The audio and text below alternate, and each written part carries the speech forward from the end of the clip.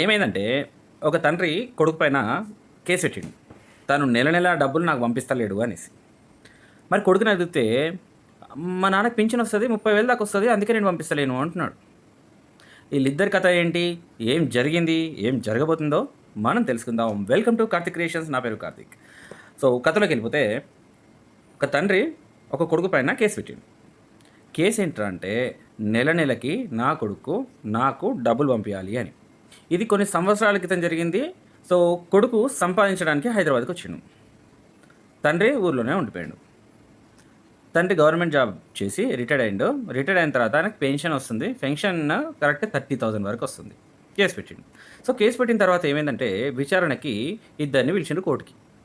అప్పటిదాకా షాక్లో ఉన్నాడు కొడుకు. అసలు ఏంటి నాన్న నా మీద కేసు పెట్టాడు ఏంటి అనేసి. జడ్జి గారు అడిగారు, బాబు నెల నెలకి మీ నాన్నకి డబ్బులు పంపిస్తున్నావట, ఏం సంగతి? మరి మీ నాన్న కేసు పెట్టిండు, నువ్వేమంటావు అని అడిగిండ్రు. నేను సంపాదించేదే 30,000, దాంట్లో రెంట్లు ఇంట్లో అన్నీ పోను, నాకే సరిగా మిగిలాయి. సరే పోను, నేను పంపిస్తా, నేను పంపిస్తా ఎంతో కొంత, కానీ మా నాన్నకే 30,000 వస్తున్నాయి కదా, మరి ఆ డబ్బులు సరిపోతాయి కదా, మళ్ళీ నేను ఎందుకు పంపించాలి అనేసి కొద్దిగా గట్టి అని అడిగిండు.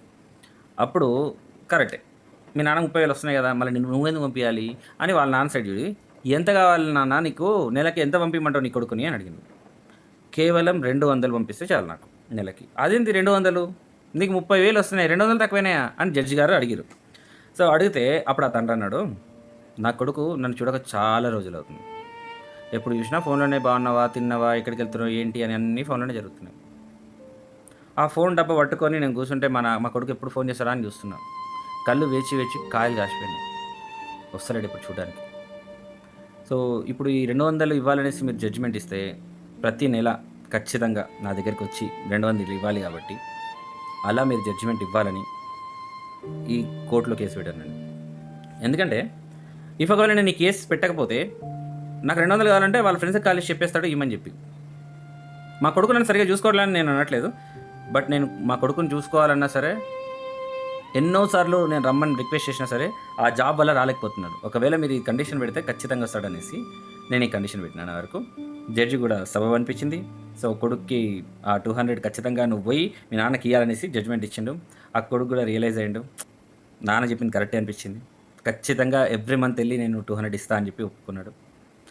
సో అది ఈరోజు కథ. కథ నచ్చిందా?